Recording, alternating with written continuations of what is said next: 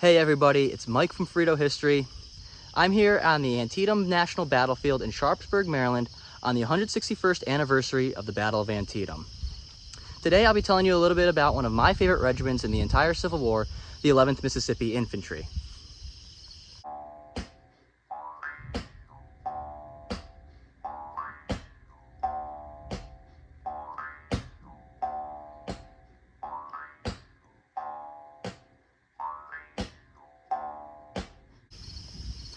My interest in the 11th Mississippi comes from the fact that I am an alumni of the University of Mississippi. In 1861, when the state of Mississippi had seceded, the entire Ole Miss student body dropped out, with the majority of them going home to join their hometown regiments. A good sum of students decided that they were going to stay on campus and form their own company that they named the University Grays. The University Grays were trained on campus under the captaincy of William B. Lowry, who was one of the student soldiers. The University Grays had trained on campus with another local company known as the Lamar Rifles. And in May of 1861, the two companies boarded trains up to Corinth, Mississippi, then up to Winchester, Virginia, where they became Company A and Company G of the 11th Mississippi Infantry. After General Robert E. Lee had successfully defended the Confederate capital of Richmond, he marched his Army of Northern Virginia into Union territory. Lee's primary goal was to take the war out of Virginia, and if he could, score a major victory on what was considered to be northern soil. That would solidify foreign recognition from France and England. The Confederate Army of Northern Virginia had crossed into Maryland on September 4th, 1862. By this time, the 11th Mississippi were already hard-earned veterans in large-scale battles such as First Manassas, the 7 Days Campaign, and Second Manassas. The University Grays alone started 1862 with 56 men. By the time they crossed into Maryland, that number was down to only 20. Lee split his forces up and crossed into the Old Line State, sending Stonewall Jackson to oversee the seizure of Harper's Ferry.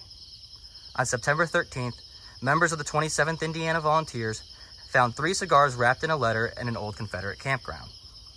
The lost letter was addressed from Robert E. Lee to D.H. Hill. That order, known as Special Order 191, detailed the positions of Lee's split army. George McClellan had recently been pressured by the Lincoln and the War Department to go on the offensive against Lee, ever since McClellan had been promoted to commander of the entire Union Army of the Potomac. Now, with Lee's lost order in McClellan's hand, McClellan pursued. Lee was forced to make a stand in the gaps of South Mountain in order to recollect his forces behind the Antietam Creek.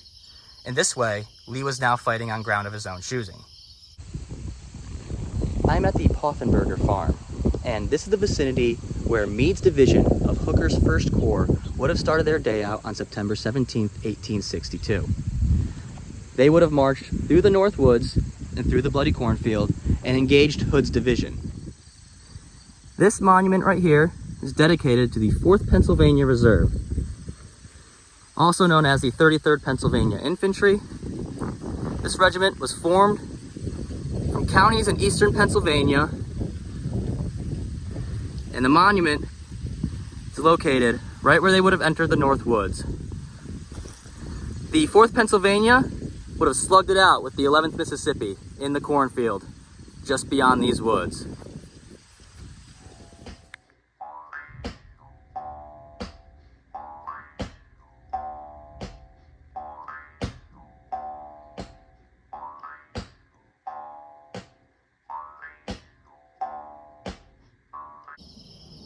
By this time, the 11th Mississippi were fighting in John Bell Hood's division and were detached from Longstreet's corps in order to cover the retreat from Fox's Gap at South Mountain. Hood's division was comprised of the famed Texas Brigade and Evander Law's Brigade. Despite the Evander Law Brigade being known in some history books as the Mississippi Brigade, only 2 regiments in the brigade were actually from the Magnolia State, the 11th Mississippi and the 2nd Mississippi, who had been paired up throughout the entire war. After covering the retreat from South Mountain, Hood's division arrived on the scene here in the East Woods, where they were again ordered to file into a skirmish line. This time, the Texas Brigade were positioned in the immediate front of Law's Brigade. The two were exposed to a horrific artillery barrage that night. The commanding officer of the 11th Mississippi Infantry, Colonel Frank Liddell, was killed here from a shell fragment that went into his upper body. He's the first of 3 commanding officers of the 11th Mississippi who will be slain on the fields of Antietam on September 17, 1862. Private David Love, Company E, 11th Mississippi, remembered the action here. Quote, "We lay about 200 yards in rear of the first line, and a few stray minis passed by us. A battery across the creek east of us was playing on our supposed position, or it may have been firing to keep back reinforcements. The shells came parallel with our line, some in front, some in rear of us. Colonel Liddell was laying 20 paces in front of the center of his regiment. He was struck by a fragment of a shell." End quote. After the fierce cannonade, General Hood would request from General Lee 2 brigades to reinforce his division. Lee is not able to provide that, so Hood asks Stonewall Jackson. And if you know anything about Stonewall Jackson, he is known for pushing his troops to the absolute limit. Even Jackson notices the fatigue in Hood's men and orders them behind the Dunker Church to fix their first meal in 3 days. Now, Hood's men will have a rest, but Jackson says, "You must have your division ready at a moment's notice if need be." So the University Grays, the 11th Mississippi Infantry, Law's Brigade, and Hood's Division are now under the command of Stonewall Jackson. Jackson orders them here behind the Dunker Church to fix those first meals in days. So they put their raw dough and bacon on the end of their bayonets and start heating it up. When fierce cannon blasts start ringing the entire landscape, a member of the 4th Alabama Infantry's head is decapitated by a shell fragment, and the head is thrown into the ranks of Company E of the 11th Mississippi Infantry.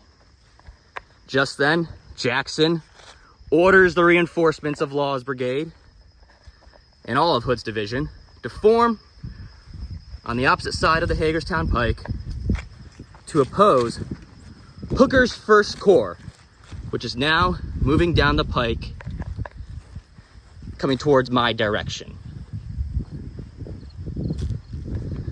The Dunker Church is one of the most well-known landmarks on any battlefield.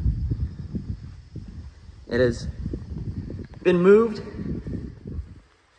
disassembled, and reassembled a good number of times, but if you do come in, the wood right around the door is original.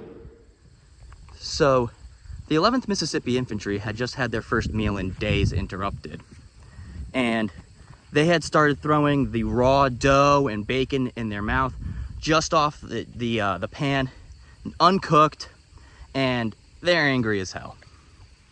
They will file up on this side of the Hagerstown Pike, around the area of the Maryland Monument, opposite of Hooker's men.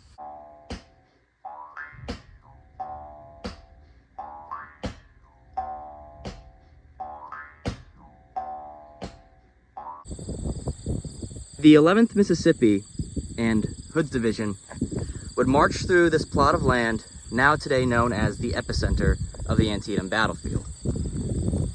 And that fence line in front of me marks the edge of the Bloody Cornfield. The 11th Mississippi approached the cornfield and exchanged volleys with a line of Yankee infantry that was deployed right where that monument lies, at the edge of the cornfield. We are about to enter the Bloody Cornfield, the site of some of the most vicious combat in American military history. When you visit Antietam National Battlefield, I recommend that you take a few seconds and reflect before you visit the site.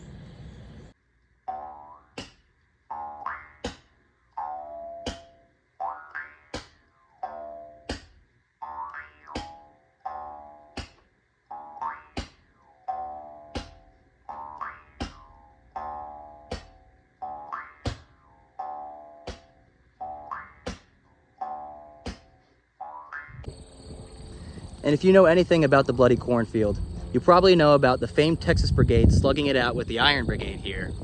And if you're walking through the Cornfield Trail, that is happening on the left-hand side of you. On the right-hand side is where Law's Brigade and the 11th Mississippi Infantry would have been fighting. The 11th Mississippi Infantry would have slugged it out with the 4th Pennsylvania Reserves here until they reached the bottom of that hill where they were pinned down by a Union battery. The 1st Texas Infantry over here were decimated. Entire companies were wiped out. And if you just heard that, that was one of the live firing demonstrations going on here during the anniversary weekend. And today, corn is not growing in the Bloody Cornfield, but you can imagine it. Corn stalks as high as men's heads. And this site hosting one of the most bloody melees in the Civil War. The battle lines ebbing and flowing. The 11th Mississippi Infantry would have marched through this cornfield behind me, every step of the way exchanging shots with the 4th Pennsylvania Reserves, until they reached this northeast corner of the cornfield, when they realized that they were now pinned down under this hill by this battery behind me. Now, the 11th Mississippi will exchange shots with this battery for a while until Union infantry crest this hill and send the 11th Mississippi and Law's Brigade retreating back in the direction that they had just come from. Private Love of Company E, 11th Mississippi, later remembered, "There was no halt made until we reached the northern boundary of the corn, and there, for the first time that day, I saw the enemy. They had a battery on the top of the hill and was shooting over us. Our line silenced the gun, but did not capture them. A quiet of a few minutes followed. Then, an infantry line appeared at the crest and engaged our line. The flag of the regiment, probably the 4th Pennsylvania Reserves, opposing the 11th Miss, was shot down or lowered at least half a dozen times before it disappeared behind the hill. Our line did not advance any further, but kept the same position. The next move in our immediate front was an attempt to get the gun in a position to bear on us. It came up in a gallop, but the horses were all killed or wounded. The artillerymen disappeared, so the attempt failed. One wounded or dead horse assumed sitting posture and remained thus as long as we stand there. In a few minutes, another line of infantry in splendid order confronted us. The officer commanding the regiment opposing the 11th Miss was riding a white horse, and the order passed down our line: shoot the man on the white horse.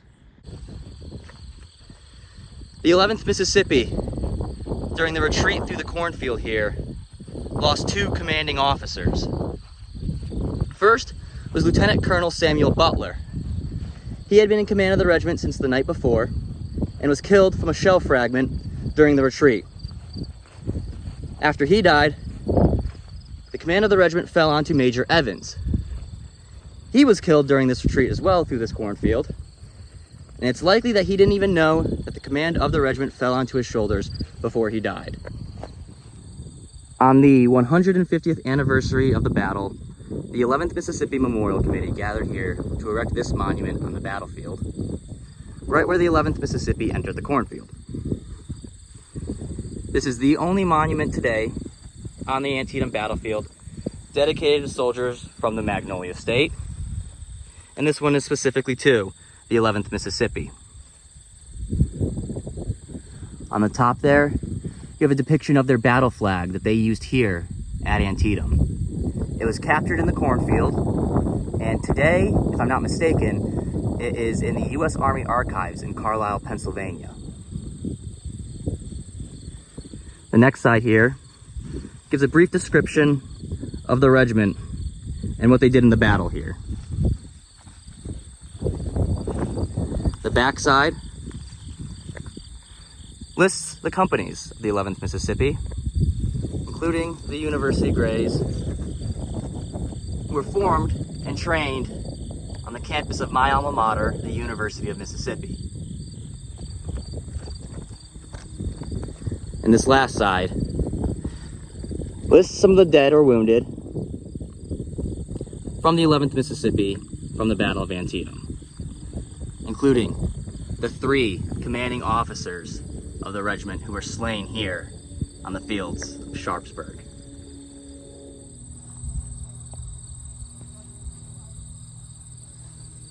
"20 University Greys entered the cornfield that morning. 19 became casualties of war. Lewis Taylor Faint, whose name is listed on the top, was a native of Holly Springs, Mississippi.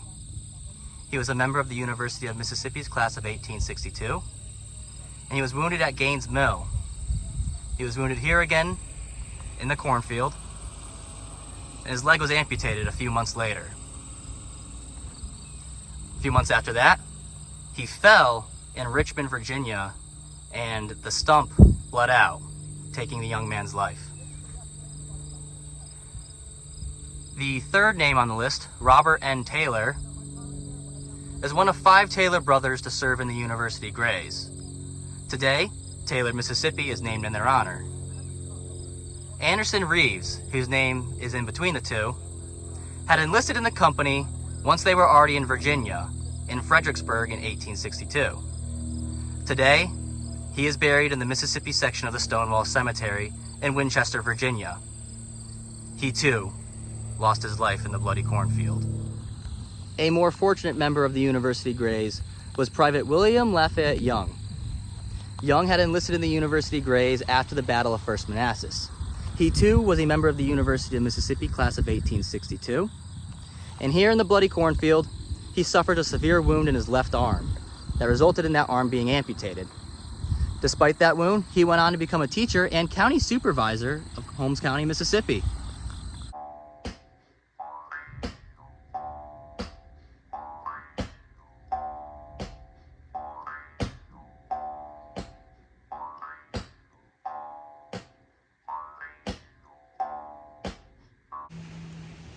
Today, the University of Mississippi sports teams are forever known as the Ole Miss Rebels in honor of the University Grays and the 11th Mississippi. And if you go to the Ole Miss campus, I recommend you go into Ventures Hall to see the Tiffany & Company stained glass window dedicated in honor of the University Grays. And the 11th Mississippi didn't have an easy rest of the war either. In July of 1863, they were ordered into Pickett's Charge, where the University Grays suffered 100% killed or wounded. The survivors had to merge with Company G, the Lamar Rifles, throughout the rest of the war, and there was one University Gray that was there during the surrender of Appomattox. If you want to learn more about the Battle of Antietam on this 161st anniversary, I recommend you look up the History Underground, the American Battlefield Trust, Project Past, or Vlogging Through History on YouTube. They have some great Antietam content. And if you're interested in the story of the University Grays, go to Facebook and look up Miller Civil War Tours. He has the story of every single University of Mississippi student from the Civil War. It is very interesting. And if you would still like to know more, I recommend you picking up some of the text that I used today to make this video, such as the battle maps of the American Civil War, Landscape Turned Red, Duty, Honor, Valor, the story of the 11th Mississippi Infantry, the story of the Lamar Rifles, and the University Grays.